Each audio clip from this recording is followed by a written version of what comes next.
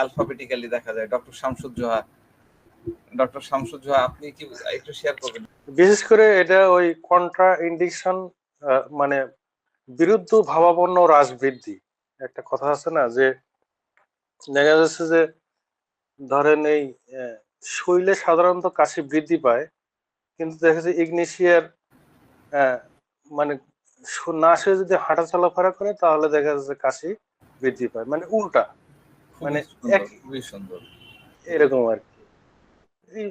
আরেকটা হলো যে অবরুদ্ধ মনোভাব জনিত অসুস্থতা, তার মনের মধ্যে যদি চাপা কোনো দুঃখ কষ্ট থাকে সেখান থেকে তার বিভিন্ন ধরনের রোগের সূত্রপাত হয়। আসলে এই ইগনেশিয়া এবং এই নেট্রামিওর, এই দুটো মেডিসিনের ক্ষেত্রে একটা দেখা যাচ্ছে যে অতীতের কষ্ট, ধরেন একজনের তার স্ত্রীর সাথে স্ত্রী মারা গেছে ধরেন 10 বছর আগে, এখনো হয়তো তার কথা মনে পড়ে, হ্যাঁ, মনে পড়ে, সম্ভবত এটা বোধহয় নেট্রামিওর হবে। আর যদি ভুলে যায় তাহলে ইগনেশিয়া হবে। ওই যে একদিন একটা গল্প প্রসঙ্গে বলছিলেন যে একটা মেয়ে একটা কুকুরকে খুব ভালোবাসে, দেখা যাচ্ছে যে সে প্রতি রাত্রেই তার কুকুরের কথা মনে পড়ে এবং সে যেখানে শয় ঘুমায় ওই তার পিছনে একটা বড় করে ছবি, কুকুরের ছবি নিয়ে সে ঘুমায়। আসলে এরকম আর কি অনেক এরকম। তারপরে ওই যে আর একটা উদাহরণ দিছিলেন যে একই বাড়ির ভিতরে দুইটা ছেলে মেয়ে আছে, ধরেন মেয়েটা একটু বড়, ধরেন 15 বছরের মেয়ে, আর ছেলেটা একটু 10 বছরের মেয়ে, 10 বছরের ছেলে। এখন ছেলেটা দেখা যাচ্ছে নিজেই অপরাধী, হ্যাঁ, নিজেই দেখা যাচ্ছে বড় বোনকে মানে মারধর করে, কিন্তু বড় বোনটা যখন তার মায়ের কাছে কমপ্লেন দেয় উল্টা মা তাকে দেখা যাচ্ছে যে বকাঝকা করে। এই যে এখানে যে সে চিন্তা করে যে আমি তো নিরপরাধ, আমি তো কোনো অপরাধী করে নাই, কিন্তু ছোট ভাই আমাকে মারলো, আবার উল্টা মাও আমাকে মারলো। এই যে অবরুদ্ধ মনোভাব জনিত যে অসুস্থতা কষ্ট, আসলে এটাই ইগনেশিয়া। ধন্যবাদ, খুব সুন্দর মনে রেখেছেন। আমি সম্ভবত ইগনেশিয়া পুরোপুরি পড়াইনি, তাই না? যে বিভিন্ন মেডিসিন পড়াতে যে মাঝে মাঝে একটু করে আলোচনা করি মাঝে মাঝে। আচ্ছা আচ্ছা আচ্ছা, অসংখ্য ধন্যবাদ, আপনি মনে রেখেছেন, খুব ভালো পয়েন্ট। প্রথমটা তো একদম আসাম, খুবই সুন্দর। আপনি যেটা নিজে থেকে বললেন সেটা একদম আসাম। হুমায়ুন কবির, ডক্টর হুমায়ুন কবিরের কাছ থেকে একটু শুনে নিই 1 মিনিট।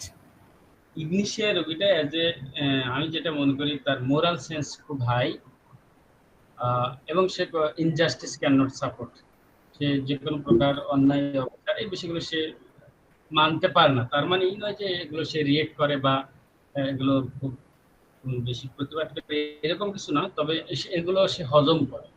এজ এ ম্যান হিসেবে আউটলুকিং এ তাকে মনে হবে অত্যন্ত ভদ্র, শান্ত, এরকম একটা ক্যাটাগরি সে ম্যান, কিন্তু তার ভিতরে অনেক কষ্ট থাকে এবং তার কষ্টটাকে হাইড করার প্রবণতা, এই কষ্টটা সে কোনোভাবে প্রকাশ করতে চায় না, কিন্তু আমাদের অবজারভেশন বা অবজার্ভিং পাওয়ার দিয়ে আমরা সেটাকে বুঝে নিতে হয়।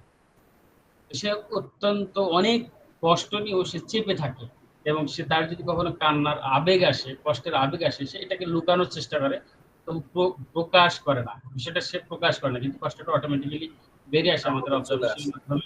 এখানে একটা সুপার রুব্রিক্স আছে, mildness bearing even outage without, এরকম আছে। এবং এখানে হাইডিং উইপিং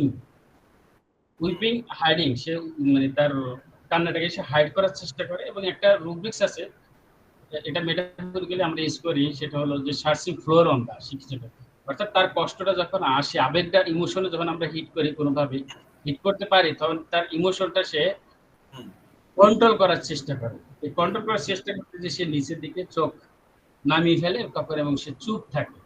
রাইট, খুব চমৎকার। এবং কোক্লাসিডিকিয়ার মতো আমরা অনেক সময় দেখি যে এই রোগীটা অনেক কষ্ট নিয়ে সে কাউকে কোনো বোধার করতেছে না, চুপচাপ নিজের মতো করে নিজে আসে, কাউকে কিছু বোধার করে না। কেন করে না? কারণ কনসেনসাস অ্যাবাউট প্রাইভেস এই রোগীটা, এবং সে অন্য কাউকে বিরক্ত বোধার করাটা তার নেশার মধ্যে পড়ে, বাট সে কিন্তু এগুলো মানতে পারে না, যে কোনো ইনজাস্টিসকে মানতে পারে না। স্যার আমি বলতে থাকলে হবে না, আপনি বলবেন বাকি। ধন্যবাদ স্যার। যাক, খুব সুন্দর, আপনি খুবই সুন্দর ইগনেশিয়া চিনেছেন। আমার ধারণা আপনার ইগনেশিয়া ভুল হওয়ার কথা না। শহীদুল ভাই বললেন, ডক্টর শহীদুল ইসলাম। সিরাজগঞ্জ, বলবেন? হ্যাঁ, আসসালামু আলাইকুম স্যার। আসসালাম, বলেন। স্যার অনেকদিন আগে যখন ক্লাসিক্যাল করতাম তখন একটা রোগী পেয়েছিলাম আমি, সেটা হলো প্রেমে ব্যর্থ হয়ে এই হাসি আর কান্না পাগলের অভিনয়ের মতো, এই হাসতেছে এই কাঁদতেছে, আবার হ্যাঁ অল্টারনেটিং। তো এরপরে রাস্তায় দাঁড়া থেকে বাস যাইতেছে যেমন গতিতে, ও বলতেছে উল্টা হাঁটতেছে, বাসের দেখ চাকা উপরে, বাসের চাকা দেখ উপরে, আবার বলতেছে যে এই মানুষটা হাত দিয়ে হাঁটে, হাত দিয়ে হাঁটে। এই রুগীকে আমি ইগনিশিয়া দিছিলাম স্যার, 1M দিছিলাম, দিয়া রুগীর ভালো হয়েছিল স্যার। এটা আমার অভিজ্ঞতা ইগনিশিয়া। খুব সুন্দর, খুব সুন্দর, ভালো ভালো অভিজ্ঞতা আমরা নিতে পারলাম, সবার কাছ থেকে শুনতে পারলে খুবই ভালো হতো। স্যার আমি একটু পড়েছি, একটু বলতে চাই কয়েকটা ছন্দ ইগনেশিয়া ব্যাপারে। হ্যাঁ জি বলেন। স্যার এখানে একটু ছন্দ পড়েছি আমি। ইগনেশিয়া যত সব অদ্ভুত ব্যাপার, লক্ষণের অসঙ্গতি নির্দেশন তার। এই হাসে এই কাঁদে ইহার রোগিনী, গীতবাতে কর্মে কর্ণে গর্জনের ধ্বনি। হাঁটিলে অশ্বের ব্যথা উপশম হয়, গলা ব্যথা কম লাগে গিলার সময়। যত কাশে তত বাড়ে আশ্চর্য সে কাশ, শীতের সময় তৃষ্ণা তাপকালে রাস। পেট ফাঁপা কম লাগে আহারের কালে, অনিচ্ছায় পেশি নাচে দীর্ঘশ্বাস ফেলে। মলত্যাগে গুহ্যদ্বারে ব্যথা বহু ঘন্টা থাকে, ধূমপানে মাথা ব্যথা রোগোৎপত্তির শোকে। আচ্ছা, ধন্যবাদ ধন্যবাদ মিমকে, খুব সুন্দর বলেছেন। ছন্দটা খুব সুন্দর। স্যার শোনা গেছে স্যার? হ্যাঁ হ্যাঁ, ঠিক আছে, ধন্যবাদ। তো আমরা আমাদের মোটামুটি ইগনেশিয়া সম্পর্কে আমাদের একটা খুব ভালো অভিজ্ঞতা আমাদের মোটামুটি সবারই আছে। যাদের নাই তারা এই আমাদের অভিজ্ঞতাগুলো থেকে আমরা সমৃদ্ধ হতে পারবো। আমাদের মিশনটা কি? আমাদের মিশনটা হচ্ছে মানুষকে চেনা, তাই না? Treat the patient not the disease, man in ডিজিজটাকে বোঝা, ম্যান ইন ডিজিজটাকে চেনা। তো আমরা বেশিরভাগ ক্ষেত্রে যেটা করে থাকি সেটা হচ্ছে আমরা আমার পাইলস হয়েছে, আমি পাইলসের ওষুধ দিই। আমার মাথা ব্যথা করছে, আমি মাথা ব্যথার ওষুধ দিচ্ছি। আমার জ্বর হয়েছে, আমি জ্বরের ওষুধ দিচ্ছি। কিন্তু হ্যানিম্যান যে আমাদেরকে শেখায় গেল যে treat the patient not the disease, আর ওই ম্যান ইন ডিজিজটাকে চেনা, মানে যে মানুষ আছে, যে যে অসুস্থ হয়েছে তাকে ওষুধ দিতে হবে, সেইটা আমরা ভুলে যাই। এটা আমাদের খুবই দুর্ভাগ্যজনক। আমরা আমাদের চিন্তা চেতনা স্টাডি থেকে দূরে থাকি বলেই এই জায়গাটা হয়। তো যাক, ক্লাসিক্যালি আমরা অনেকেই ইগনেশিয়া প্র্যাকটিস করেছি, ইগনেশিয়া দিয়েছি এবং মজার মজার রেজাল্ট, অদ্ভুত অদ্ভুত রেজাল্ট করেছি। তো এই সিমটমটা আমি আপনাদের কাছ থেকে শুনতে চাচ্ছিলাম। এটা কিন্তু ইগনেশিয়ার খুব কমন। এই যে ইগনেশিয়া, আমাকে দেখতে পেলেন কথার মধ্যে এই যে এই সাই ধরেই আমি দেখলাম মন্ত্রী স্যার 3-4টা পেশেন্টকে ইগনেশিয়া দিয়ে দিলেন। এই সাইটাও চেনার আছে, সাইং বলে, মানে দীর্ঘ শ্বাস ফেলে না, ভিতর থেকে আসা একটা দীর্ঘশ্বাস। আমাদের রেপার্টরিতে আমরা গতকালকেও মেডিসিন পড়ার সময় আলোচনা করেছিলাম কি সাইং, দীর্ঘশ্বাস। এরপরে ডক্টর শামসুজ্জোহা বললেন দ্বিতীয় ইগনেশিয়া চিনতে গেলে দ্বিতীয় যেটা খুব প্রমিনিয়েন্ট, খুব কমনলি হয়, সেটা হচ্ছে কন্ট্রাডিক্টরি সিমটম, তাই না? কন্ট্রাডিক্টরি সিমটম মানে কি? লিকুইড খাবার যদি আমি খাই তাহলে ব্যথা হবে না, এটা খুবই স্বাভাবিক, কিন্তু উল্টা হচ্ছে। সলিড খাবার খেলে ব্যথা হচ্ছে না, লিকুইড খাবার খেলে ব্যথা হচ্ছে, পেইন হচ্ছে। তারপরে কি?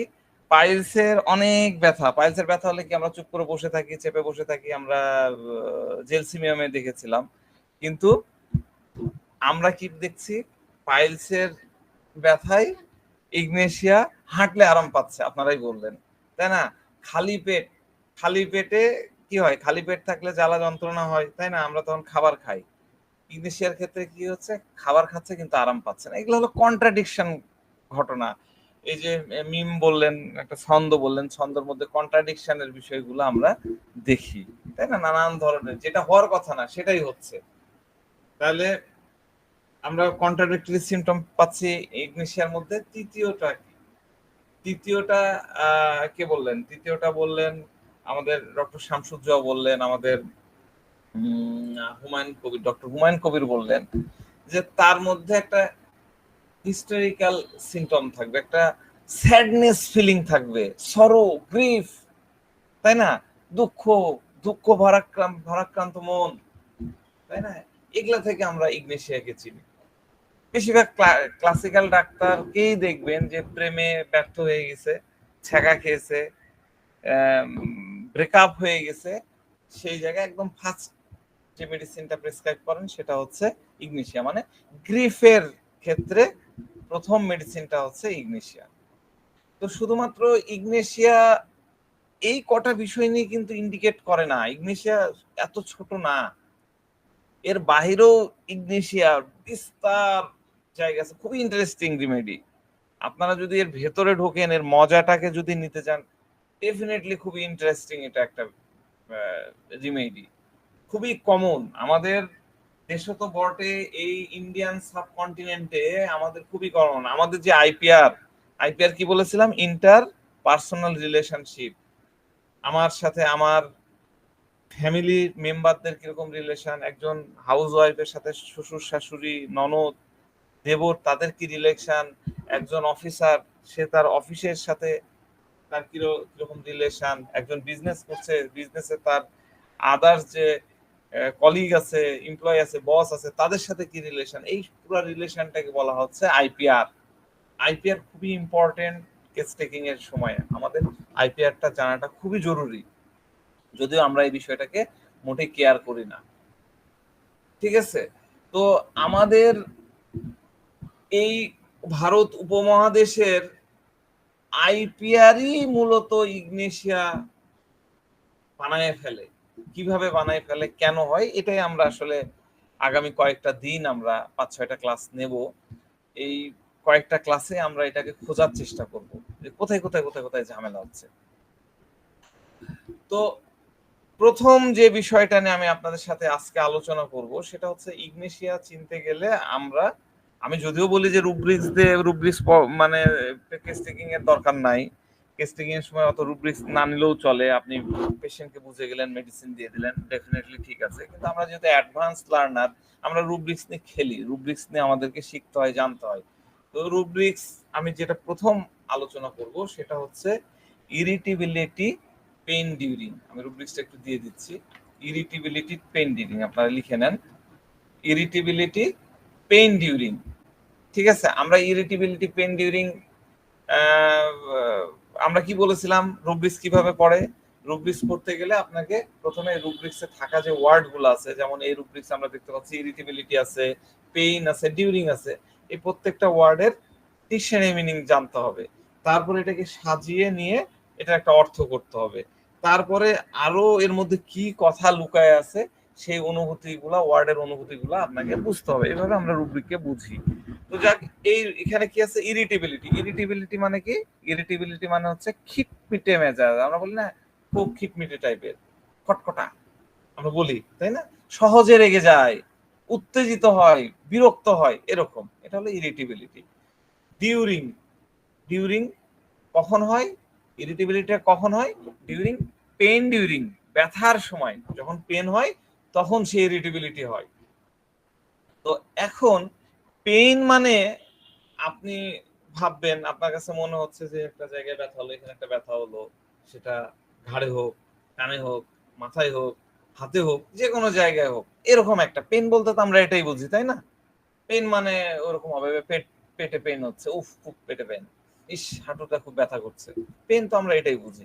কিন্তু ইগনেশিয়ার ব্যথা শুধুমাত্র শরীরের ব্যথা না, এইটা খুব ভালো করে মাথায় রাখতে হবে। ইগনেশিয়ার ব্যথা শুধুমাত্র শরীরের আঘাত পেলাম বা একটা জায়গায় আর্থ্রাইটিস হয়েছে বা মাইগ্রেনের ব্যথা হচ্ছে এইটুকুই না, বরং আর্নিকা আমি যখন পড়াইছিলাম, আপনাদের মনে আছে হয়তো, আর্নিকা পড়াতে যে আমরা যে ব্যথাটা দেখেছিলাম, মনের ব্যথা, টাচ থেকে, হ্যাঁ, sensitive touch to fair touch to, touch থেকে যে ব্যথা হয়, যা কিছু আপনার হৃদয়কে ছুঁয়ে যায়, সেই ব্যথাটা ইগনেশিয়ার ক্ষেত্রে খুব প্রকট। আমি কি বুঝাতে পারলাম? আরেকটা বোঝার জন্য আম, দেখেন, আমার কাছে যখন একটা পেশেন্ট আসে বা আমার যারা ফলোয়ার, আমি কেস টেকিং নিয়ে তো ওইভাবে ক্লাস নিয়ে যতটুকু আপনাদেরকে বলেছি, প্রথম যে কোশ্চিনটা আমরা করি সেটা হচ্ছে আজকে আপনাকে আমার কাছে কেন আসতে হলো, এটা হয়। অথবা আমরা বলি যে আপনার কি কি কষ্ট, আপনার কষ্টগুলো বলুন। আমরা ডিফারেন্ট টাইপের প্রশ্ন করি। আমরা কি টাইপের প্রশ্ন করি? এমন প্রশ্ন করি যে প্রশ্নের উত্তর হ্যাঁ বা না দিয়ে দেওয়া যাবে না, উত্তর দেওয়া যাবে না, যেটা হ্যানিম্যান আমাদেরকে শিখাই গেছেন, যদিও আমরা এটা পালন করি না। কিন্তু আমাদেরকে এরকম ওপেন ইন্ডেড কোশ্চিন করতে হয়।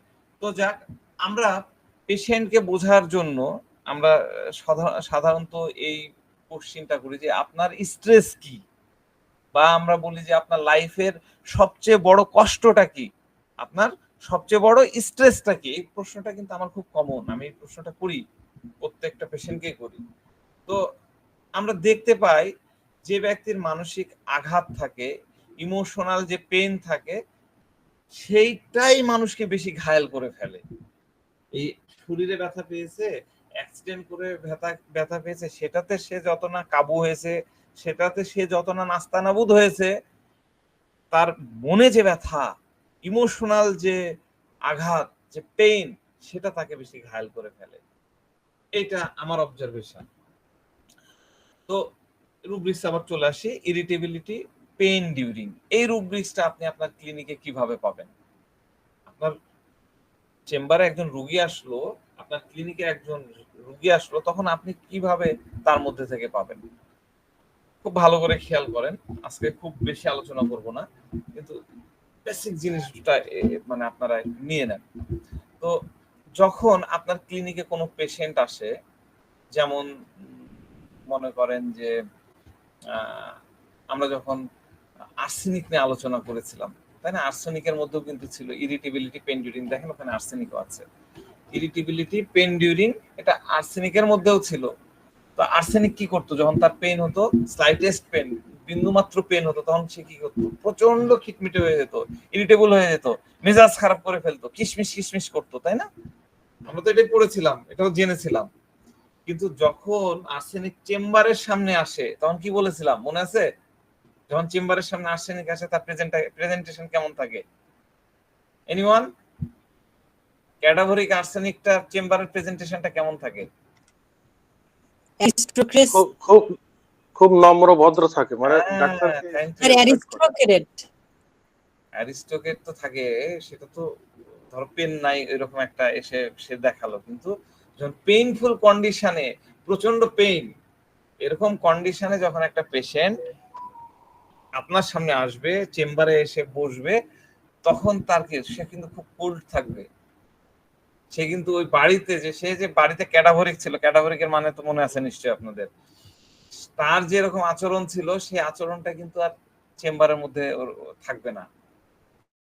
সে ওই রকম খিটমিটে মেজাজ, হ্যাঁ, সেটা কিন্তু আপনার সামনে শো করবে না, সে সেটাকে হাইড করবে। তার ওই যে ইরিটেবিলিটি, তার যাবতীয় যে ইয়েগুলা, আপনি তো বাইরের মানুষ, আপনি আপনার সামনে যদি তার ক্যাডাভরিক নেচারটা, তার গন্ধযুক্ত নেচারটা আপনার সামনে যদি ফুটে উঠে, তার পর্দা যদি উন্মোচন হয়ে যায়, তাহলে তার আপনার চোখে সে তো খারাপ হয়ে গেল, তার ইমেজ সংকট হয়ে গেল, তার নাক কাটা গেল, তাই না? এগুলো বলেছিলাম তো আর্সেনিকে। তো সেটাকে সে হাইড করবে। সে কি করবে? আর্সেনিক কি করে? Arsenic hiding himself. তার মধ্যে কি থাকে? সিক্রেটিভ। সে রিভার্স হয়ে যায়, সরি, রিজার্ভ হয়ে যায়। সে রিজার্ভ হয়ে যায়। ঠিক সেরকমই ইগনেশিয়া যখন তার শরীরের ব্যথার জন্য আসছে, বা তার জ্বরের জন্য আসছে, বা তার মাথার ব্যথার জন্য আসছে, কানের ব্যথার জন্য আসছে, পেটের ব্যথার জন্য আসছে, বা অন্য কোনো ব্যথার জন্য আসছে, বা অনেক বেশি চুলকায়, একদম মেজাজ টেজাজ খিটমিটে হয়ে পড়েছে, হ্যাঁ, একদম ইরিটেবল হয়ে পড়েছে, সে আর্সেনিকও খিটমিটে হয়। ডেফিনেটলি ব্যথার কারণে অনেক বেশি খিটমিটে হয়, কিন্তু ইগনেশিয়ার খিটমিটে হওয়ার কারণটা, ইরিটেবল হওয়ার কারণটা কিন্তু আলাদা। আর্সেনিক যদি আপনি বুঝে থাকেন, আমি যদি বুঝাতে পেরে থাকি, তাহলে আপনাদের এটা বোঝার কথা। আর্সেনিকের মধ্যে আমরা কি দেখেছিলাম? মোরাল ফিলিং ওয়ান্ট অফ, আমরা ছিল না, moral feeling want of without remorse, disposition to be a criminal. Disposition to be a criminal, আমি রুব্রিক্সটা দিয়ে দিচ্ছি। Moral feeling want of without remorse, disposition to be a criminal, মানে এর মধ্যে এতটাই নৈতিকতার, এতটাই মোরাল ফিলিং এর অভাব, তার ওই খিটমিটে ভাবটা এরকম ছিল। অথবা সে কি করতো? বাইটিং হিজ টামলার, তাই না? আমরা বলেছিলাম বাইটিং হিজ টামলার, যে তাকে সেবা করছে, যে তাকে শুশ্রূষা করছে, তাকেই কামড় দিচ্ছে, তাকেই মারছে। যে মা তাকে দুধ খাওয়ায়, তাকেই সে ব্যথা দিচ্ছে। তারপরেও তার কোনো আফসোস থাকে না, তার মধ্যে এটা কাজ করে না যে আমার বউ আমার জন্য এত করে, আমি অসুস্থ, আমার পা টিপে দিচ্ছে সারা রাত ধরে, 3 দিন 4 দিন ধরে সে আমার পা টিপে দিচ্ছে, তারপরে আমি তাকে কষ্ট দিয়ে যাচ্ছি, এই অনুভূতিটা তার মধ্যে আসে না। আমার মাকে আমি এত কষ্ট দিচ্ছি, এটা তার অনুভূতিতে আসে না। আর ইগনেশিয়ার মধ্যে যখন ব্যথার কারণে খিটমিটে চলে আসে, তখন বুঝতে হবে যে তার ভিতরে বা সে তার বাসায় কিরকম আচরণ করছে, আর ক্লিনিকে আপনার সামনে বসে কিরকম আচরণ করছে, এই বিষয়টা আপনাকে বুঝতে হবে। এইটা আপনাকে ভেরিফাই করে দেখতে হবে। আর্সেনিকে কিন্তু এটা পাবেন যে ক্লিনিকে এক ধরনের, আপনার সামনে বসে এক ধরনের আচরণ করছে, চেম্বারে এক ধরনের আচরণ করছে, আর আপনার তার বাসায় আরেক ধরনের আচরণ। তার সাথে যে আসে, তার সাথে একটু কথা বললেই আপনি কিন্তু আর্সেনিক বুঝে ফেলতে পারবেন, ঠিক আছে? কিন্তু ইগনেশিয়া এটা না। আপনি যদি খুবই লাকি হন, সবচেয়ে ভালো হয় ইগনেশিয়ার পেশেন্ট যদি তার হাজবেন্ডকে, তা মানে আপনার কাছে সে যখন আসবে, তখন তার হাজবেন্ডকে আপনার সাথে করে নিয়ে আসে, খুবই ভালো হয় ইগনেশিয়া চিনতে। মনে করেন যে হাজবেন্ড ওয়াইফ দুইজনই আপনার সামনে, আপনার চেম্বারে আসছে, দুজন পাশাপাশি দুটো চেয়ারে বসে আছে। আপনি জিজ্ঞাসা করলেন আপনার কি কি কষ্ট হচ্ছে। আপনি ভালো করে খেয়াল করেন, আমরা যেরকম কি বলে সাইলেশিয়া, আমরা যেরকম ফসফরাস চেম্বারে ঢোকা মাত্রই চিনে ফেলতে পারি, এই বিষয়টা মনে রাখেন। মনে রাখলে আপনার চেম্বারে ঢোকা মাত্রই আপনি ইগনেশিয়া প্রেসক্রাইব করে দিতে পারবেন। ভালো করে খেয়াল করে দেখেন। পেশেন্ট আমাকে মনে দেখা যাচ্ছে, আমি বসে আছি, জাস্ট আপনি জিজ্ঞাসা করলেন আপনার কি কি কষ্ট হচ্ছে, আপনি আজকে কেন আসলেন, বা আপনি ওপেনিং যে কোশ্চেনটা করি সেটা করলেন। রোগী জাস্ট মাথাটা ঘাড়ের উপর, জাস্ট খেয়াল করেন এইভাবে মাথাটা নিচু করে থাকবে। আপনার কাছে অনেক সময় মনে হতে পারে যে এটা আবার সাইলেশিয়া বা পালসিটিলা কিনা, কিন্তু ডেফিনেটলি না। আগে দেখেন, একটু বুঝেন, তাহলে বুঝতে পারেন পার্থক্যটা কোথায়। ঘাটটা মাথায় করে শোনা স্যার, শোনা যাচ্ছে? এমন ভাবে বলবে কিছু না স্যার, খুব চিবায় চিবায় কথা বলছে, মাথা ব্যথা করছে। আমারও এখন ব্যথা ব্যথা করছে যদিও। শোনা স্যার, দেখা যাচ্ছে যে 5 মাস ধরে তার মাথা চলছে, 4 মাস ধরে তার মাথা ব্যথা চলছে, তা বা দীর্ঘ সময় ধরে তার মাইগ্রেনের প্রবলেম, সেটা তো বলে দিলেই হয় যে মাথা ব্যথা করছে, সেটা বলবে না। মাথা ব্যথা করছে খুব ধীরে করে, ঠিক আছে? এখন বেশিরভাগ ক্ষেত্রে দেখা যায় এইসব পেশেন্টের হাজবেন্ডরা আইদার ব্রাইনিয়া টাইপের হয়, অথবা লাইকোপোডিয়াম টাইপের হয়, অথবা দেখা যাচ্ছে যে ভিরেট্রাম টাইপের হয়। হ্যাঁ, একদম ডাইরেক্টলি কমেন্ট করছে, এই বলো, ভালো করে বলো, স্যারকে খুলে বলো, তোমার সমস্যা না বললে তো ওষুধ দিতে পারবে না। আপনি বললেন যে আর কি হচ্ছে, মহিলা কিন্তু ঘাড় এরকম করে রেখেছে, ভালো করে খেয়াল করেন, এরকম করে রেখেন, একদম নিচু করে রেখে বলছে যে আর কিছু না স্যার, আর কিছু না। বুঝলেন? জেস্টারটা ভালো করে বুঝেন, জেস্টারটা দেখেই আপনার কিন্তু ফার্স্ট লুকিং এই আপনার মেডিসিন মাথার মধ্যে চলে আসতে হবে। প্রত্যেকটা মেডিসিনের ডিফারেন্ট জেস্টার থাকে। তার যে ভাইটাল ফোর্সের ল্যাঙ্গুয়েজটা হলো জেস্টার। আপনি যদি ভাইটাল ফোর্সের ল্যাঙ্গুয়েজ পড়া না শিখেন, তাহলে কি করে সিমিলিমাম করবেন? তো তো এখন আপনি যদি আরো প্রশ্ন করতে চান, যে আমরা বলি না যে আপনার এই পেইনটা, এই ব্যথাটা এত তীব্র, কিরকম তীব্র, কতটা বাড়ে, কোথায় থেকে কোথায় হলো, কবে থেকে শুরু হয়, ডিফারেন্ট টাইপ আমরা কোশ্চেন করি, নানান ধরনের কোশ্চেন। আপনি যতই কোশ্চেন করেন, পেশেন্ট কিন্তু মাথা এইভাবে নিচু করে থাকবে, একদম নিচু করে থাকবে। হয়তো দুই একটা উত্তরও দিবে যে 4 মাস থেকে 5 মাস থেকে ব্যথা করছে, আর কোনো কষ্ট আর কিছু নাই, আর কোনো কষ্ট নাই, বেশি কথাই বললো না। আপনি আবার একটু প্রেসার দিলেন যে আর কিছু আছে, বলেন বলেন, সবকিছুই বলতে হবে, খুলে বলেন। পেশেন্ট ওই মাথা ইয়ে করে, না শুধু ব্যথা আছে। বুঝতে পারছেন? তো প্রত্যেকটা ওষুধের, আমরা যখন মেডিসিন নিয়ে পড়ি, আমাদের এটা বোঝা উচিত বা এই জায়গাটা খুঁজে খুঁজে বাইর করা উচিত। প্রত্যেকটা পেশেন্টের মধ্যে পেশেন্টের নিজস্ব কিছু এনার্জি আসে। মেডিসিন পড়তে গেলে ডেফিনেটলি পেশেন্টের এনার্জির যে বিষয়টা থাকে সেটা আপনার মাথার মধ্যে আসতে হবে। প্রত্যেকটা মেডিসিন নির্দিষ্ট একটা এনার্জি থাকে। আমাদের ল্যাকেসিস, তাই না? ল্যাকেসিস যখন আমরা পড়েছিলাম, আমরা পড়াইছিলাম, তখন কি দেখেছেন? খুবই এনার্জেটিক, তাই না?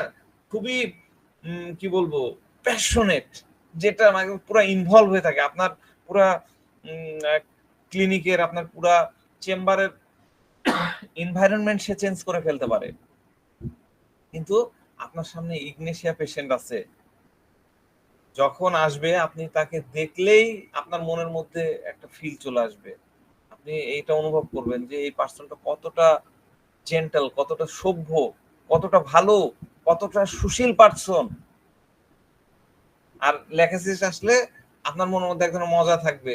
ল্যাকেসিস নিজেও জোকস করবে, দু চারটা হাসি মজা করবে, আপনিও দেখা যাচ্ছে দু একটা ঠাট্টা করতে ভুলবেন না তার সাথে, অটোমেটিক হয়ে যাবে। তো এই ফিলিংটা নিয়ে আপনি যখন কেস টেকিং করবেন, তখনই আপনি দ্রুতই বুঝে যাবেন যে এই পেশেন্ট, এই ইগনেশিয়া পেশেন্ট, আপনার সামনে যে পেশেন্ট আছে তার মধ্যে নিশ্চয়ই কোনো একটা গড়বড় কিছু একটা চলছে। আর পেশেন্টের উপরে তার হাজবেন্ড বা সাথে যে আসছে তার কোনো ডমিনেশন আছে কিনা সেটা আপনি একদম চোখের সামনে দেখতে পাবেন। মনে করেন যে আপনি তাকে আরো কিছু জিজ্ঞাসা করলেন যে আপনার এই 4-5 মাস ধরে ব্যথা হচ্ছে, এ নিয়ে আপনি বসে আছেন, এটা নিয়ে আপনার মধ্যে কি চিন্তা কাজ করছে, কি ভাবনা আসছে? আমরা এই প্রশ্নগুলো করি যে এই অসুখ নিয়ে আপনার কি চিন্তা আসে, এটা নিয়ে আপনার কি ভাবনা আসে। হ্যাঁ, মাথা ব্যথা হলে তো আমি এই প্রশ্নটা করি যে আপনার এই মাথা ব্যথা কেন হচ্ছে, বা এরকম সরাসরিও বলে দিই যে এতদিন ধরে মাথা ব্যথা হচ্ছে, আপনি আসলে সত্য করে বলেন তো আপনার মাথা ব্যথাটা কি নিয়ে, কার জন্য আপনার মাথা ব্যথাটা বেশি হচ্ছে। একটু টুইস্ট করে কোশ্চেন করতে হয়। আর কি করতে হয়? আর তীক্ষ্ণ দৃষ্টি রাখতে হয়। আপনাকে তীক্ষ্ণ দৃষ্টি সম্পন্ন প্রেসক্রাইবার হতে হবে। আপনি দৃষ্টি দিয়ে রোগীর দিকে দেখবেন, এই কোশ্চেনটা করে দেবেন, আপনার মাথা ব্যথা কার জন্য মাথা ব্যথা হচ্ছে, কি নিয়ে, কাকে নিয়ে আপনার মাথা ব্যথা হচ্ছে, আপনার মাথা ব্যথাটা কাকে নিয়ে বেশি, এই টাইপের কোশ্চেন করবেন। করলে দেখবেন যে পাশে থাকা হাজবেন্ড এরকম নড়ে চড়ে বসছে, কারণ হাজবেন্ড তো জানে মাথা ব্যথা তাকে নেই। আর পেশেন্ট হালকা করে মাথাটা একটু হাজবেন্ডের দিকে এরকম করে কাত করবে, কাত করে আবার নামাই একটু মাথাটা একটু ঝুঁকে বলবে, এরকম করে হয়তো বললো যে আমার মাথা ব্যথা নাই, আমার ওরকম কেউ নাই, কারোর জন্য আমার মাথা ব্যথা নাই, কিন্তু সে কিন্তু তাকাইছে ঠিকই হাজবেন্ডের দিকে। বা আপনি যদি জিজ্ঞাসা করেন যে 5 মাস ধরে আপনার মাথা ব্যথা, অনেকদিন তো হয়ে গেল, এতদিন আপনি আসলেন না কেন, আজকে কেন আসলেন, তখনই দেখবেন সে ঘাটটা একটু হালকা করে ঘুরে হাজবেন্ডের দিকে একটু তাকাবে, তাকে আবার মাথাটা নিচু করবে। খুবই কমন, গত পরশুদিন এই জেস্টারটা ইগনেশিয়ায় খুবই কমন, ফার্স্ট প্রেসক্রিপশনে তো ডেফিনেটলি কমন, আপনারা এটা পাবেন। আমি গতকালকেও একটা মানে ডিসমেনেরিয়া এবং মেট্রোরেজিয়া, এত ব্লিডিং, 1.5 মাস ধরে ব্লিডিং চলছে, 1.5 মাস থেকে ব্লিডিং চলছে, ব্লিডিং বন্ধই হয় না। ঢাকা রাজশাহী ডাক্তার তো গাইনোকোলজিস্ট পারেনি, ঢাকার গাইনো এখন বলছে অপারেশন করেন, কিন্তু এটা ভালো না হলে তার অপারেশন করা যাবে না, ভালো আর হচ্ছে না। তো আমার কাছে আসলো, আমি তাকে অত কিছু চিন্তা না করে ওই দলা দলা ব্লিডিং অমুক তমুক হ্যান ত্যান দিয়ে আমি সাবাইনা দিয়ে দিলাম, মোটা সোটা আছে, কিচ্ছু হয়নি। 2 দিন পরে আবার আসছে। আমি বললাম যে ভাই এভাবে হবে না, আপনারা ওয়াইফকে নিয়ে আসেন। ওয়াইফকে না নিয়ে আসে আমি দিতে পারছি না, এবার শুনে কিভাবে হোমিওপ্যাথি দিব, অ্যালোপ্যাথির মতন হোমিওপ্যাথি দিয়ে কাজ হয় না। বলে ভালো না হলে তো নাই, ওই যে ঝড়ে বক পরে পুকুরের কেরামতি পারে, বিষয়টা ওরকমই হয়ে যায়। তো ওনাকে বললাম সেম জেস্টার, আমি তো এই মাথা ব্যথার কথা বলতেছি, কিন্তু সেম জেস্টার সেই মহিলাটা আমাকে দিল, আমি আর অন্য কিছু জিজ্ঞাসাই করিনি, সুন্দর করে ইগনেশিয়া দিয়ে দিয়েছি। হ্যাঁ, আজকে ফোন দিয়ে বলতেছে যে ভাই কম কম কমই তো লাগতেছে, আপনার ভাবির এটা তো কম কমই লাগতেছে, আগে প্যাড পরা মাত্র ভর্তি হয়ে যেত। আমি নিজেও দেখলাম যে মহিলা একদম, যদিও তার হিমোগ্লোবিন লেভেল অনেক বেশি ছিল, কিন্তু ডেফিনেটলি মানে ইগনেশিয়া তার কাজ করছে, আমি কনফিডেন্ট ছিলাম। তো যাক, আমি আমার আলোচনায় আসছি। সে ঘাটটা একটু ঘুরায় হালকা করে হাজবেন্ডের দিকে তাকায়, মাথাটা নিচে পড়লো। এরকম সিচুয়েশনে যার দিকে তাকালো সে তো বুঝেই যাবে যে ভুলটা আমার, অনেক আগেই তাকে নিয়ে আসতে হতো। আর মহিলার ভাব হলো হাজবেন্ডের দিকে এমন ভাবে ঘাড় কাত করা অর্থটা কি, কেন এরকম করে তাকালো, এর অর্থটা হলো যে প্রশ্ন ডাক্তার সাহেব করেছেন, এটার উত্তর আপনি দেন। মহিলা কিন্তু মুখে কিছু বলছে না, তাকায় একটু ইয়ে করলো, মানে উত্তরটা সেই দিবে। এই পুরা কনভারসেশনটা কিন্তু ইগনেশিয়ার পুরা কনভারসেশন কিন্তু শব্দ ছাড়াই হবে। আপনার চেম্বার আপনি এটা অনেক দেখতে পাবেন, শব্দই থাকবে না। আর আপনি যেহেতু সেনসিটিভ ডাক্তার, কারণ আপনার সামনে যে বসে আছে এই মহিলা অত্যন্ত সেনসিটিভ, ইগনেশিয়া প্রচন্ড সেনসিটিভ পারসন। এই সেনসিটিভ মহিলাকে দেখতে গেলে আপনার মধ্যে সেই সেনসিটিভিটিটা আসতে হবে। সে তার ইমোশন বা তার ভিতরে থাকা শব্দগুলো খুব সহজে ব্যক্ত করবে না, আপনার সামনে বলবে না, তার চেহারা থেকেই তার মনের কথা আপনাকে বুঝে নিতে হবে। তার মনের মধ্যে কি চলছে সেটা তার ফেস দেখে আপনাকে রিড করতে হবে। সে ভেতরে ভেতরে বলছে এখন তুমি বলো কেন এতদিন আমাকে নিয়ে আসনি, ব্যথা যন্ত্রণায় যে আমি প্রতিদিন কাতরাতাম, মাথা একদম টাইট করে কাপড় দিয়ে বেঁধে রাখতাম, আর তুমি খালি দেখতা, আর শুধুমাত্র বেশি ব্যথা হয়ে গেলে একটা পেন কিলার বা একটা প্যারাসিটামল নাও খাও, ডাক্তারের কাছে তো নিয়ে যাওনি। এগুলা কিন্তু তার মনের মধ্যে চলছে, এই কথাগুলো মনের মধ্যে চলছে। এই যে তাকালো ইয়ে করলো, এটাতে আপনাকে বুঝে নিতে হবে। এই যে এখন আমি আপনাদেরকে বলে দিলাম, আপনারা ডেফিনেটলি এরপর আর ভুল হবে না, যখনই দেখবেন তখনই দেখবেন যে এই কথাগুলো আপনি পড়া শিখে গেছেন। আরেকটা জিনিস দেখা যাবে, এই জন্য ইদানিং ডাক্তাররা যারা খুবই ট্যালেন্ট এই বিষয়গুলো নিয়ে ঘাটাঘাটি করেন, তারা বলেন যে চেম্বারে কোনো ইয়ে থাকবে না, আপনার আপনি যখন কেস টেকিং করবেন তখন কোনো চেয়ার টেবিল থাকবে না, টেবিল থাকবে না সামনে, এটা একটা ব্যারিয়ার হয়ে যায়। জাস্ট একটা চেয়ার, ঠিক অপোজিট ঠিক সামনে আরেকটা চেয়ার থাকবে, সেই চেয়ারে আপনার পেশেন্ট বসে থাকবে, আপনি এখানে থাকলেন, সাইডে ল্যাপটপ থাকবে, আপনার একটা ইয়ে থাকলো, সাইড টেবিলে আপনি নোট করলেন, আপনি সরাসরি তাকে দেখছেন, তার জেস্টারকে আপনি খেয়াল করছেন, এটা থাকতে হবে। তো যে জিনিসটা আর দেখা যাবে সেটা হচ্ছে এই মহিলা জাস্ট এই দেখেন হাত এরকম করে কোলের মধ্যে, আর মনে করেন আমি তো দেখাতে পারতেছি না, এই কোলের মধ্যে এরকম করে নিয়ে হাত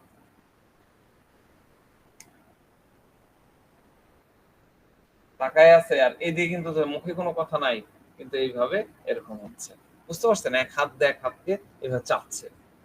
আপনি যদি খুবই অনুসন্ধিৎস দৃষ্টি নিয়ে তার চেহারার দিকে তাকেন, তাহলে আপনি বুঝতে পারবেন, তার জেস্টার দেখেন তাহলে আপনি এগুলা দেখতে পাবেন। এই ভাবনাটা বুঝতে পারাটাই হলো আপনার কাজ। আপনি এটা বুঝতে পারবেন যে সে কবে থেকে ডাক্তারের কাছে আসতে চাচ্ছে, কিন্তু তার পাশে বসে থাকা তার হাজবেন্ড, যেটা লাইকোপোডিয়াম ছিল, ভিরেট্রাম ছিল, ব্রায়ানিয়া ছিল, সে তাকে ডাক্তারের কাছে নিয়ে আসেনি।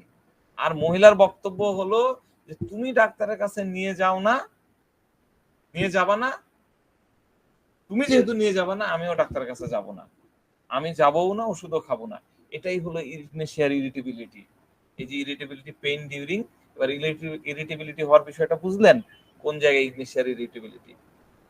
এখন প্রশ্ন হলো ইগনেশিয়ার ইরিটেবিলিটিটা কেন হয়, কেন এই সে তো নিজেই ডাক্তারের কাছে চলে যেতে পারতো না, শিক্ষিত মহিলা তো যেতে পারতো, একই শহর তো, ডাক্তারের কাছে যেতে তো আর ঢাকায় যেতে হচ্ছে না বা ইন্ডিয়াতে যেতে হচ্ছে না, এখানেই আছে। তাহলে কেন সেই ইরিটেবিলিটি হচ্ছে, এর পিছনের কারণ কি? এর পিছনের কারণ হচ্ছে sensitive moral impression to, sensitive moral impression to, sorry, sensitive moral impression to, এটা লিখে নেন, সেনসিটিভ টু মোরাল ইমপ্রেশন। এরা সংবেদনশীল হয়, সেন্সিটিভ হয়। কোন বিষয়ের উপরে সেন্সিটিভ হয়? Moral impression to. ধরেন যে তার 5 মাস ধরে মাথা ব্যথা করছিল, আপনি জিজ্ঞাসা করলেন যে 5 মাস ধরে আপনার মাথা ব্যথা করছিল, আপনি ওষুধ নিতে আসেননি কেন, এতদিন আসেননি কেন? আপনার কি টেনশন কাজ করছে? আপনার ব্যথা কেন হচ্ছে, মাথা ব্যথাটা কেন হচ্ছে, আপনার টেনশনটা কোথায়? এই প্রশ্নগুলা আপনি করলেন। তখন রোগীর মোরালের জন্য টেনশনের কথাটা বলবে না, তার মধ্যে যে মোরাল ফিলিংসটা আছে সেটার জন্য সে টেনশনের কথা বলবে না। আর সে কি করবে? আমি তো দেখালামই প্রথমে, নিচের দিকে তাকায় থাকবে। সামনে কি আছে? সামনে টেবিল আছে, যদি টেবিল থাকে তাহলে টেবিলের দিকে তাকায় থাকবে, যদি টেবিল না থাকতো তাহলে কোথায় তাকায় থাকতো?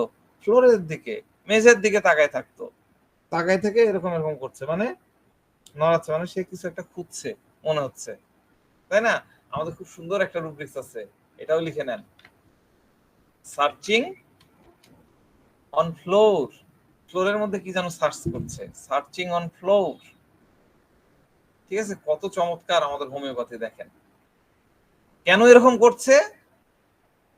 কারণ তার মনের মধ্যে কিন্তু টেনশন চলছে, টেনশন টেনশন কাজ করছে যে পাশে যে ব্যক্তিটা বসে আছে সেই তো তাকে টেনশন দিচ্ছে, সেই তো তার টেনশনের কারণ।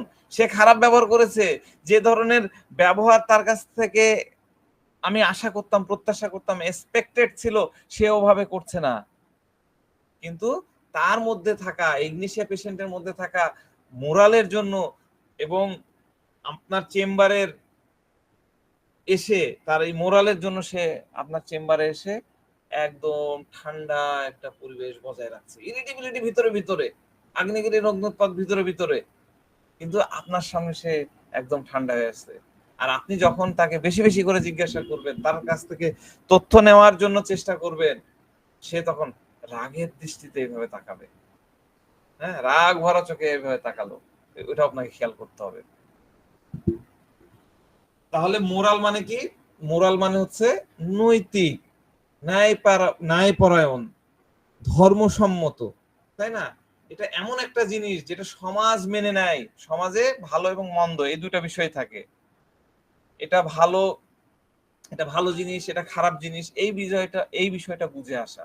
হাজবেন্ডকে উঁচু গলায় কথা বলা যাবে না, শাশুড়ির সাথে কটু কথা বলা যাবে না, উচ্চ বাক্য করা যাবে না, বাবার সাথে আদবের সাথে কথা বলতে হবে, সবার প্রাপ্য, যার যেটা প্রাপ্য সম্মান সেটা তাকে দিতে হবে। এটাই হলো মোরাল। অনেক সময় ক্লিনিকেও এরকম দেখা যায়, ক্লিনিকেও আপনি এরকম দেখতে পাবেন, আপনার চেম্বারেও আপনি এরকম দেখতে পাবেন। ঠিক আছে? অনেকদিন আগে একটা বাচ্চা পেশেন্ট আসছিল, একদম ছোট বাচ্চা পেশেন্ট, তার মায়ের সাথে আসছিল। তো দেখা যাচ্ছে এখানে কিছু নাই আপনাদেরকে দেখানোর মতো, না একটু ডেমনস্ট্রেশন দিয়ে দেখাই একটু।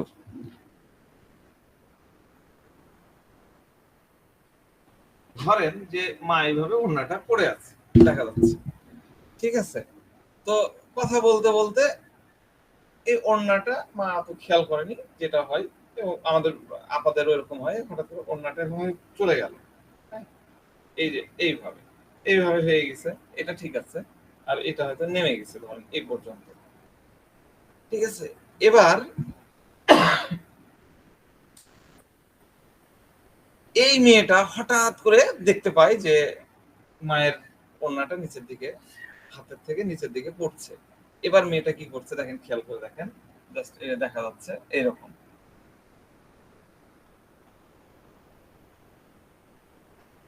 ঠিক আছে?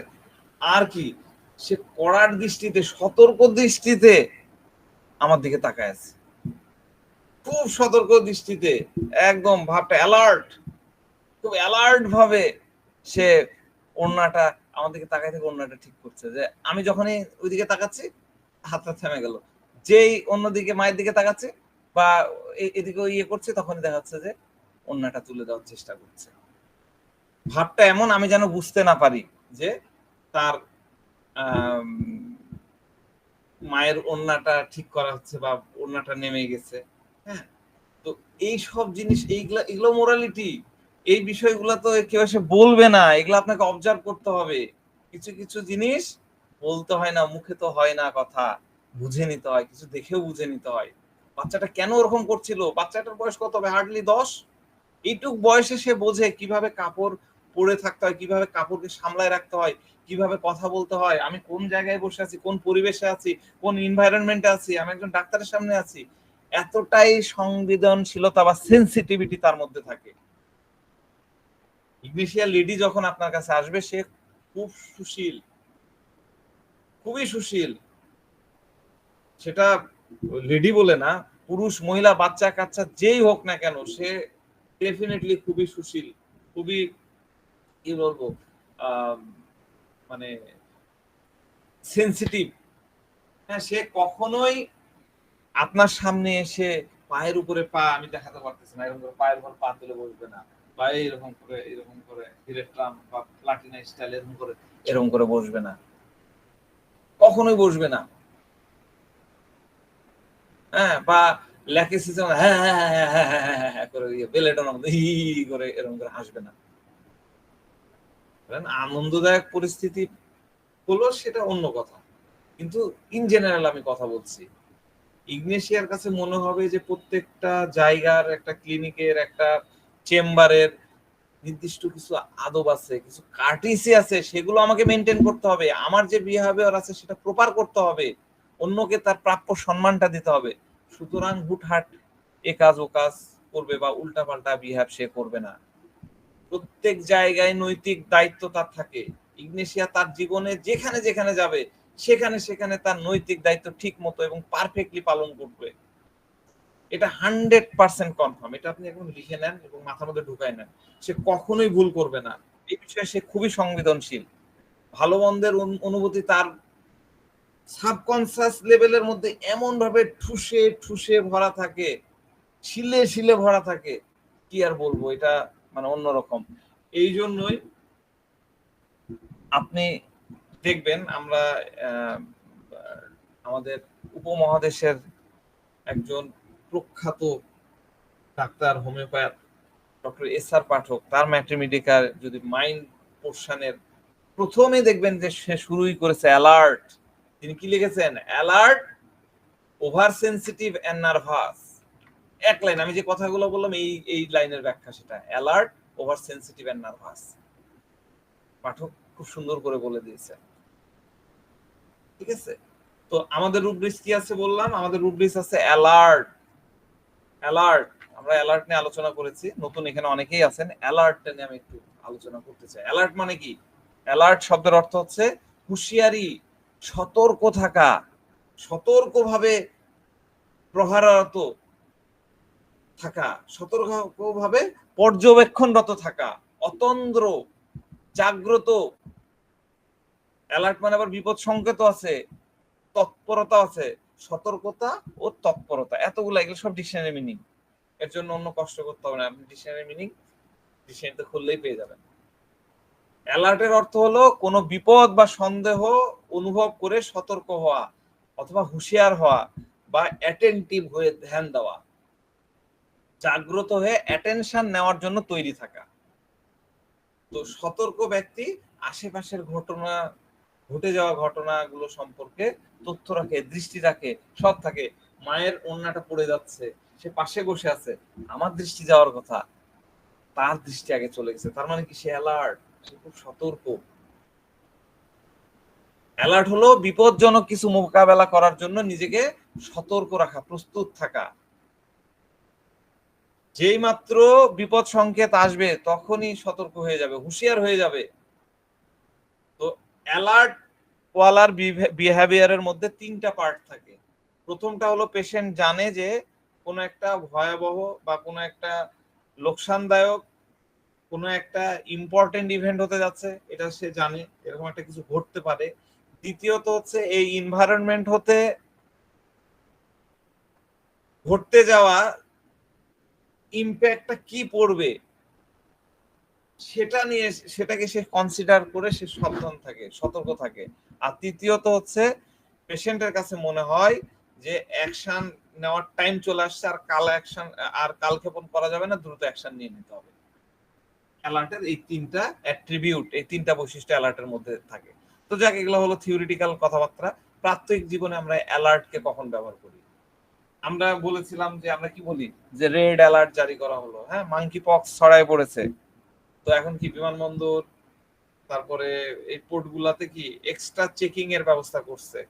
যারা বাহির থেকে যে প্রবাসী গুলো আসছে তাদেরকে কোয়ারেন্টাইন দিচ্ছে, তাদেরকে অবজার্ভ করতেছে, তাই না? তার মানে কি রেড অ্যালার্ট, আমরা বলি না রেড অ্যালার্ট, প্রবেশের রেস্ট্রিকশন হয়ে গেল। কেন হলো? যাতে ওই মাঙ্কি পক্সের সংক্রমণ বাংলাদেশে না হয়। পদ্মা নদী এখন ভরা ভরা, পদ্মা নদী ভরা ভরা কখন ভরে? ফারাক্কা বাঁধ খুলে দিলেই, হ্যাঁ, পানি বাড়া শুরু হচ্ছে, একদম কানায় কানায় পূর্ণ হওয়ার ওদের স্কেল দেওয়া থাকে। একটু পর পর পদ্মার ধারে আপনারা দেখবেন লম্বা লম্বা স্কেল থাকে পানির হাইট মাপার জন্য। সেই স্কেলের যখন ওখানে দাগ করা থাকে, ওই দাগ যখন ক্রস করে যায় তখন প্রশাসন কি করে? রেড অ্যালার্ট জারি করে। কেন রেড অ্যালার্ট জারি করে? কারণ যে কোনো মুহূর্তে জনগণ, যে কোনো মুহূর্তে পানি বাঁধ উপচায় শহরের মধ্যে ঢুকে পড়তে পারে, বন্যা দেখা দিতে পারে। এই জন্য হলো রেড অ্যালার্ট, তাই না? তো সামান্যতম বিপদের চিহ্ন বা নির্দেশন পাওয়া মাত্রই ব্যক্তি সেটা নিয়ে বা তার জটিলতা নিয়ে ভাবা শুরু করে এবং সেখান থেকে কশাস হয়ে যায়। যদিও ইগনিশিয়াও কশাস, ঠিক আছে? আমরা অ্যালার্ট নিয়ে আলোচনা করতেছি। তো যাক, এই পেশেন্টের কন্টেস্টে ইগনিশিয়ার, মানে আমি মহিলা পেশেন্টের কথা, যার মাথা ব্যথা, তার কন্টেস্টে বলতেছি যে তার সে কি যে আমি সতর্ক থাকবো, বাসায় সতর্ক থাকবো, সমাজে সতর্ক থাকবো, বাইরে সতর্ক থাকবো, ডাক্তারের সামনে আসছি এখানেও আমি সতর্ক থাকবো, কোথাও যাতে এমন কিছু না হয়ে যায়, আমি কোথাও যাতে ভুল করে না ফেলি। ঠিক আছে? ভুল ঠিক এই বিষয়টা তার মাথার মধ্যে সব সময় থাকে। আমরা যেটা জানি, ইনজাস্টিস ক্যান নট সাপোর্ট, আমাদের উপর আছে না, ইনজাস্টিস ক্যান নট সাপোর্ট। কিরকম? আমি আরেকটু উদাহরণ দিয়ে বিষয়টা একটু খোলাসা করি। আজকে একটু গল্পই হচ্ছে, ধরেন, তাও আপনাদের বোঝার জন্য আর কি। তো মনে করেন যে ইগনেশিয়ার বাসায় কোনো ফাংশন চলছে, অথবা ধরেন যে তার কোনো নিকট রিলেটিভ তার বাসায় বিয়ের প্রোগ্রাম, হ্যাঁ, বা হাজবেন্ডের, ধরেন হাজবেন্ডেরই কেউ কোন একটা রিলেটিভ, কারণ তার নিজের না, হাজবেন্ডের কোন একটা আত্মীয় তার বাসায় বিয়ের আয়োজন, সেখানে এখন ইগনেশিয়া গেছে। ইগনেশিয়া যে ওখানে কিন্তু ভিরেট্রামের মতন, লাইকোপোডিয়ামের মতন বা আদার্স মেডিসিনের মতন চেয়ারের উপরে বসে পায়ের উপরে পা তুলে বসে থাকবে, এরকমটা হতেই পারে না। তার তো নৈতিক দায়িত্ব আছে, সে শুরু থেকেই কাজে লেগে যাবে। সে মনে করবে আমার হাজবেন্ড আত্মীয়, মানে আমার আত্মীয়, এখানে আমার কাজ করাটা আমার নৈতিকতার সাথে যায়, এটা আমার বাড়ির ফাংশন, এটা মনে করে সে প্রথমেই কাজে লেগে পড়বে। খুব ভালো করে বুঝেন, একদম সেলফ মোটিভেটেড হয়ে সে সবকিছু তদারকি করবে। খাবার কেমন হচ্ছে, খাবার পরিবেশনের আয়োজন কিরকম, ডেকোরেশন কেমন হয়েছে, অতিথিরা এসে যে রুমে বসবে সে রুমে চেয়ার গুলা ঠিক আছে কিনা, অতিথিরা আসলে খাবার খাওয়ানো, ওই যে প্রথমে ইয়ে দেয়, কি বলে, যে ওয়েলকাম ড্রিঙ্কস দেয়, তাই না? আমাদের বিয়েগুলোতে তো দেয়, আপনাদের এলাকায় দেয় কিনা জানি না, শরবত খাওয়ায়, মিষ্টি খাওয়ায়, গেট ধরে, বিষয়গুলো থাকে না? এইসব কিছুতে কিন্তু ইগনেশিয়া পিছপা হবে না, এটা তার নৈতিক দায়িত্ব। এই কাজগুলো কখনোই সে ভুল করবে না। আবার সাথে সাথে সে অ্যালার্ট। কিরকম অ্যালার্ট এটা একটু বুঝি। মেহমান আসলো, এমন হতে পারে যে সে অন্য কোনো একটা দায়িত্ব নিয়ে বা অন্য একটা কাজে ব্যস্ত, কারণ মেহমান আসছে, তার মানে ওয়েলকাম ড্রিঙ্ক দিতে হবে, শরবত দিতে হবে, পানি দিতে হবে, বা কিছু খেতে দিতে হবে, বা তাদেরকে বরণ করে নিতে হবে। সে কিন্তু অ্যালার্ট, সে অন্য কাজে ব্যস্ত, কিন্তু সে এদিকেও দৃষ্টি রাখবে, সতর্ক দৃষ্টি রাখবে। অ্যালার্ট যে এতক্ষণ ধরে অ্যালার্টের যে আলোচনা করলাম, সেই দৃষ্টিটা থাকবে যে মেহমানরা আসবে, আসার পরে তার কোন একটা রিলেটিভ, শ্বশুর শাশুড়ি হোক, হাজবেন্ড হোক, ননদ হোক, দেবর হোক, বা যে বাড়িতে গেছে সেই বাড়ির লোকজন সেই কাজটা ঠিক মতো দায়িত্বের সাথে পালন করছে কিনা সেটা সে দেখবে। মানে ওয়েলকাম যে ড্রিঙ্কস, ওয়েলকাম যে মিষ্টি, সেটা আমি আমার কাজের ব্যস্ততার কারণে দিতে পারছি না, কিন্তু আমি অ্যালার্ট থাকবো, আমার ধ্যান ওইদিকে থাকবো, আগত মেহমানদের ওয়েলকাম ড্রিঙ্কস মানে পানি বা শরবত বা মিষ্টি সেটা ঠিক মতো দেওয়া হলো কিনা, সে এখানে কাজ করছে কিন্তু তার ধ্যান ওই দিকেই থাকতেছে। এইরকমটা সেন্সিটিভ সে থাকে। তো আমরা যে কেসটার কথা বলতেছিলাম, কয়েক মাস থেকে তার মাথা ব্যথা হচ্ছিল, তো আমি বললাম যে আপনি আসেননি কেন? সে তার হাজবেন্ডের দিকে একটু ঘাড় কাত করে দিল। এর অর্থ হলো, বলো তুমি বলে দাও। সে মুখে বলতেছে না, তুমি বলে দাও কেন আসেনি। উত্তরটা দেওয়াটা হাজবেন্ডের দায়িত্ব। এই নজর দেখে আপনাকে সেটা বুঝতে হবে। আমরা কিন্তু যেটা বললাম হাইডিং হিমসেলফ এই যে দিয়ে রেখেছি, সিক্রেটিভ, রিভার্স, রিজার্ভ, এটাও কিন্তু আমরা ইগনিশিয়ার মধ্যে পাচ্ছি। এই তিনটার উপরে আর্সেনিকও আছে, ইগনিশিয়াও আছে, কিন্তু ইগনিশিয়া আর্সেনিকের মতন না। কারণ আমি আগেই বললাম যে আর্সেনিকের মধ্যে কোনো মোরাল থাকে না, মোরাল বলে কোনো জিনিসই নাই। আর ইগনিশিয়ার মধ্যে কি বললাম, মোরাল একদম ঠুসে ঠুসে ঠুসে ঠুসে, আটবে না, আরো বেশি ঠুসে ঠুসে মোরাল ঢুকানো আছে। সে নিজে তো উত্তর দিচ্ছে না, নিচের দিকে তাকায় আছে, আর একটু একটু করে করে ঝুঁকছে, ফ্লোরের দিকে তাকাচ্ছে, সার্চিং অন ফ্লোর, এরকমটা করতে থাকবে। আর তার নজর যদি আপনি যদি দেখেন, নজর কিন্তু তার ফ্লোরের দিকে বা আপনার টেবিলের দিকে, হ্যাঁ, কিন্তু কান কিন্তু খাড়া, অ্যালার্ট, কান কিন্তু খাড়া। হাজবেন্ড কি বলছে সেদিকে সে অ্যালার্ট হয়ে আছে, আর মনে বলছে তুমি বলো, তুমি বলো, হ্যাঁ তুমি বলো, আমি শুনছি, দেখি তুমি কি বলছো, আমি শুনছি। হাজবেন্ডও কিন্তু জানে, এই মহিলার হাজবেন্ডও জানে যে মহিলা কিরকম অ্যালার্ট। হ্যাঁ, সে হয়তো ভুল করে ফেলেছে, এর মধ্যে 4-5 বার হয়তো চেম্বারে আনতে চেয়েছিল, কিন্তু অফিস থেকে ফিরতে হয়তো প্রতিদিন লেট হয়ে যায়, ডাক্তারের কাছে আসতে পারেনি এই কারণে। সে হয়তো অন্য কাউকে বলেছিল যে তোমার ভাবিকে নিয়ে যাও বা তোমার আপাকে নিয়ে যাও, কোনোভাবে হয়তো হয়ে ওঠেনি, ভুল হয়ে গেছে। আর এই জন্যই কিন্তু এই মহিলার মাথা ব্যথা। হাজবেন্ড তো সেই এটা করলো না, তার যে দায়িত্ব সেটা পালন করলো না, এখান থেকে তার মাথা ব্যথা। এখন হয়তো হাজবেন্ড বলবে, কি বলবো ডাক্তার সাহেব, আমার, আমি এমনি উদাহরণ দিয়ে বলতেছি, আমার বোন বিদেশ থেকে আসছে, আর তাকে নিয়ে একটু ব্যস্ত।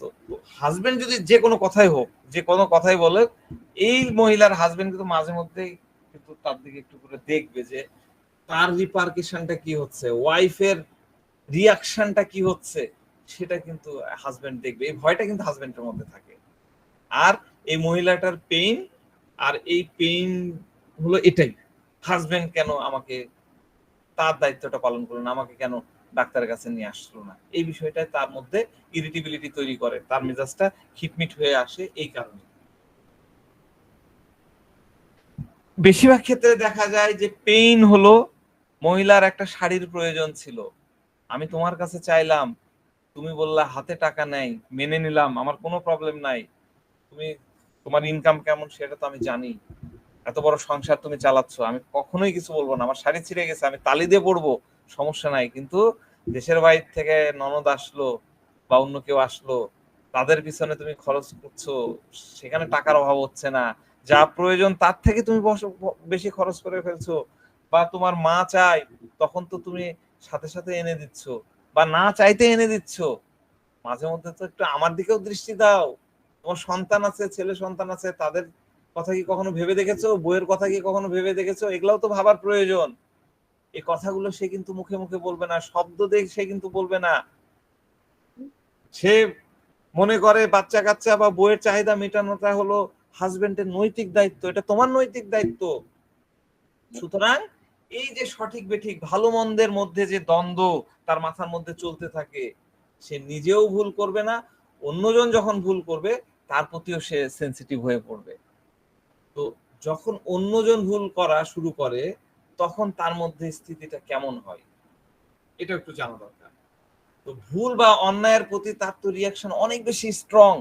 ইগনিশিয়ার মধ্যে কিন্তু এখন তার এমন স্থিতি, এরকম কিছু বলা মানে সে মানে কি বলবো, সে বুঝতেছে যে আমার শাড়িটার দরকার ছিল, হাজবেন্ড দিল না, মাকে ঠিকই দিয়ে দিল, বোনকে ঠিকই দিয়ে দিল, কিন্তু সে ভিতরে ভিতরে বুঝছে, চাচ্ছে, কিন্তু মুখে বলতে পারছে না, মুখ দিয়ে তার আসছে না। তো এই বিষয়টা তার বডিতে, তার জেস্চারের মধ্যে, তার শরীরের মধ্যে ফুটে ওঠে। তো যাক, যে কেসটা নিয়ে আলোচনা করছিলাম, মহিলাটির নৈতিকতা ছিল এই লেভেলে যে যখন তাকে প্রশ্ন করলাম যে আপনার হাজবেন্ড কি কোনো ভুল করেছে, কোনো দোষ আছে, বা আপনার কি মনে হয় যে সে কোনো রং কিছু করে ফেলেছে, এরকম আমরা প্রশ্ন করি, আপনিও করবেন। তো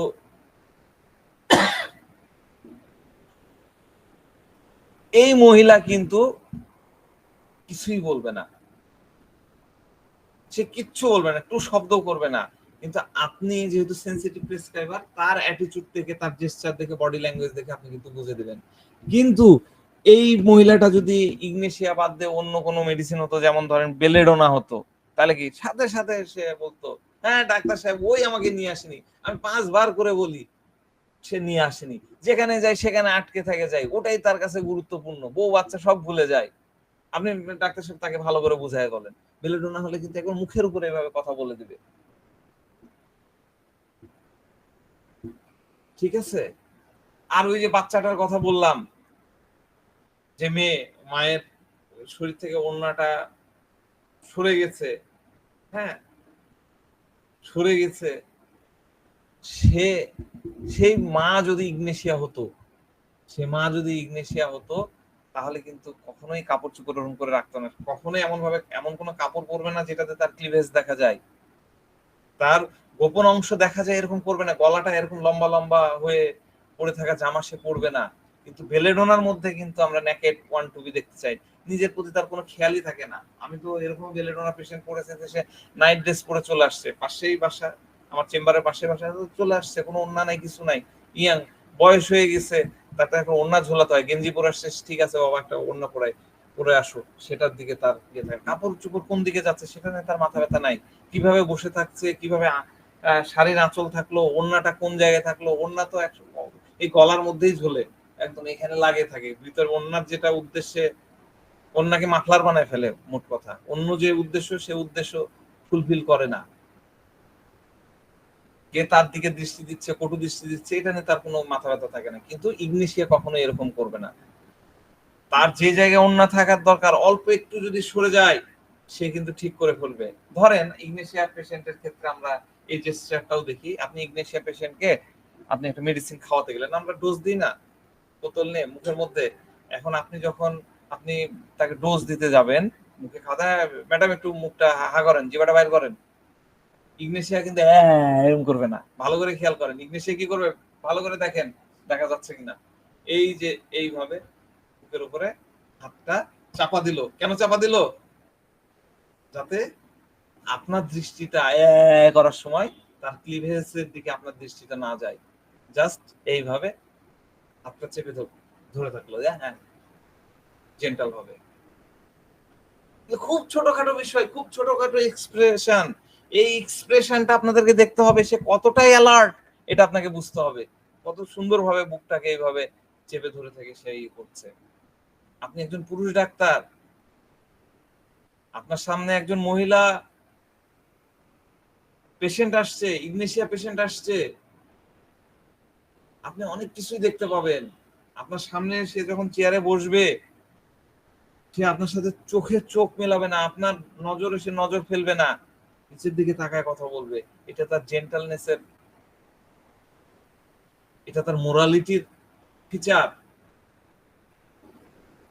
ঠিক আছে? তো কিছুদিন আগে একটা পেশেন্ট আসছিল, বিভিন্ন বিষয়ে কথা বলতেছে, তো আমি বললাম যে যেটা হয় আইপিআর তো জানতেই হয়, বাসায় কে কে আছে, জিজ্ঞাসা করার পরে বললাম যে বাসায় কি সবকিছু ঠিকঠাক আছে, সবার সাথে সবকিছু, যেই বলা মাত্রই পেশেন্ট জাস্ট কথা বলতে থেমে গেল, কয়েকটা সেকেন্ড পজ দিল, দিয়ে বলছে হ্যাঁ স্যার সবকিছু ঠিক আছে, সবকিছু ভালো চলছে। আর ওই যেটা বললাম, এক হাত কসলাচ্ছে।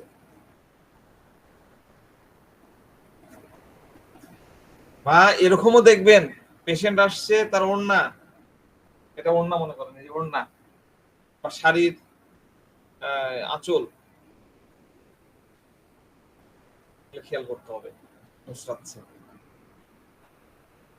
এইটা খুব ভালো করে আপনাকে খেয়াল করতে হবে। তার দুঃখ কষ্টটা সে এইভাবেই লুকানোর প্রসেস, এটা সে এইভাবেই হাইড করে। অনেক সময় দেখা যাচ্ছে যে নখ কুটলাই বা ঘড়ি করছে, মোবাইল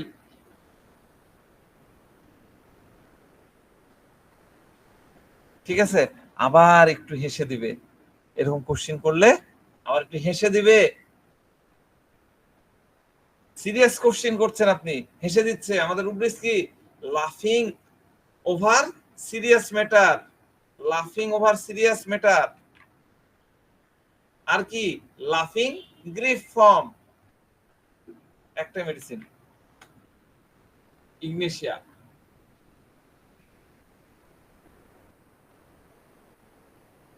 এবার মহিলাটিকে আপনি দ্রুত বুঝতে পারবেন, কারণ সে অ্যালার্ট, সে খুব সহজেই বুঝে যায় যে আপনি কি বলতে যাচ্ছেন বা কি হতে যাচ্ছে, এরপরের কোশ্চিন কি হবে, সে এটা কিন্তু বুঝে যায়। যখনই আপনি জিজ্ঞাসা করবেন যে আপনার বাসায় কে কে আছে, সে হয়তো উত্তর দিবে আমার শ্বশুর শাশুড়ি ননদ দেবর আছে, সে পর্যন্ত। পরের প্রশ্ন কিন্তু সে বুঝে যায়। আপনি যদি বলেন যে আপনার সাথে কি শাশুড়ির রিলেশন কেমন, কোনো ঝগড়া বিবাদ হয়েছে, কথা কাটাকাটি হয়েছে, জিজ্ঞাসা করা মাত্রই সে কিন্তু আবার 2 মিনিট পজ, এই 2 সেকেন্ড পজ, 5 সেকেন্ড পজ। তো এই পেশেন্টটাকে আমি যখন এই প্রশ্ন জিজ্ঞাসা করলাম, আমার চোখ ছলছল করে উঠলো, একদম ভরে উঠলো পানিতে। আবার মুহূর্তের মধ্যে সে সব ভিতরে ঢুকাই নিল, বলছে যে স্যার প্রত্যেকটা পরিবারে এরকম কিছু হয়, এগুলা তো বাইরে ডিসকাস করতে হয় না, এগুলা আমরা বাইরে ডিসকাস করতে পারি না। এইটুকুই বলেই থেমে গেল, একদম বোল্ড ভাবে বলল, তার ইমোশনটাকে ভিতরে ঢুকায় নিয়ে, সে যে ইমোশনাল হয়ে গেল, ছল ছল করা চোখ, সেটাকে ভিতরে ঢুকায় নিয়ে সে একদম বোল্ড হয়ে গেল, বোল্ড উত্তর দিল যে বাইরে এগুলো ডিসক্লোজ করতে হয় না। এমন ভাবে বললো, আপনি আর পরে কোনো কোশ্চিন কি করবেন আর কি করবেন, আপনার মুখ বন্ধ করে দিল সে, আর সে নিজেও চুপ হয়ে গেল। আপনার সাহসই হবে না ওই বিষয়ে ঢোকার। আমি গতকালকের পেশেন্টকে আমি ঢুকতেই পারলাম না, আমি তো বুঝছি যে হাজবেন্ড ওয়াইফের বিষয়, কিন্তু ঢুকতেই পারলাম না, বললোই না ওই বিষয় নিয়ে। কারণ সে দৃঢ়তা নিয়ে কথা বলছে, আপনি এই জায়গায় আর একটা কথা বলতে পারবেন না। তখন আমরা কি করি, টপিক চেঞ্জ করে ফেলি। আমি বেশিরভাগ ক্ষেত্রে দেখা যাচ্ছে আবার ডিজিজ নিয়ে কথা বলি, একটু লাইট করার চেষ্টা করি। সুতরাং আপনার প্রশ্নের ধরন বদলাতে বাধ্য হতে হলো। কেন বাধ্য হতে হলো? সে গম্ভীর ভাবে বোল্ড ভাবে বলল, এমন ভাবে বলল যে আপনি এক স্টেপ ব্যাকে চলে আসতে বাধ্য হলেন। তো তার সাথে কি রং হলো? তার সাথে রং হলো যে তার হাজবেন্ড নৈতিকতা পালন করছে না, তার শাশুড়ি করছে না, তার ননদ হয়তো তার সাথে ঠিক মতো নৈতিকতা যে বিষয়গুলো থাকে সেটা করছে না। এই সব হলো তার হিসাবে ইনজাস্টিস। এইসব করাটা ঠিক না, ভুল, অন্যায়, এসব কিছু সে জানে, সে ওগুলো সাপোর্ট করে না, কিন্তু ভিতরে ভিতরে তার নৈতিকতা তাকে দমায় রাখে। সে ওই জন্য উচ্চ বাক্য করে, ইরিটেবিলিটি, কিন্তু সেটাকে সে প্রকাশ করতে পারে না। কারণ শাশুড়ির বিরুদ্ধে কথা বলা যায় না, হাজবেন্ডের সাথে ঝগড়া করা যায় না, ননদের বিরুদ্ধে আওয়াজ ওঠানো যায় না, এটা অন্যায়। বা শাশুড়ি ঝামেলা করেছে, হাজবেন্ডের কাছে নালিশ দিতে হবে, দিয়ে তাদের মধ্যে ঝগড়া লাগিয়ে দিতে হবে, এটা হলো নৈতিকতার খেলাপ, এটা সে ভুলেও করতে পারবে না। এই জন্য সে সহ্য করে যায়। রুব্রিক্স আমাদের খুব সুন্দর, আমাদের ডক্টর হুমায়ুন বললেন, কি বললেন? Mildness bearing suffering every outrage without complaining. অত্যন্ত চমৎকার একটা rubrics. Mildness bearing suffering even outrage without complaining.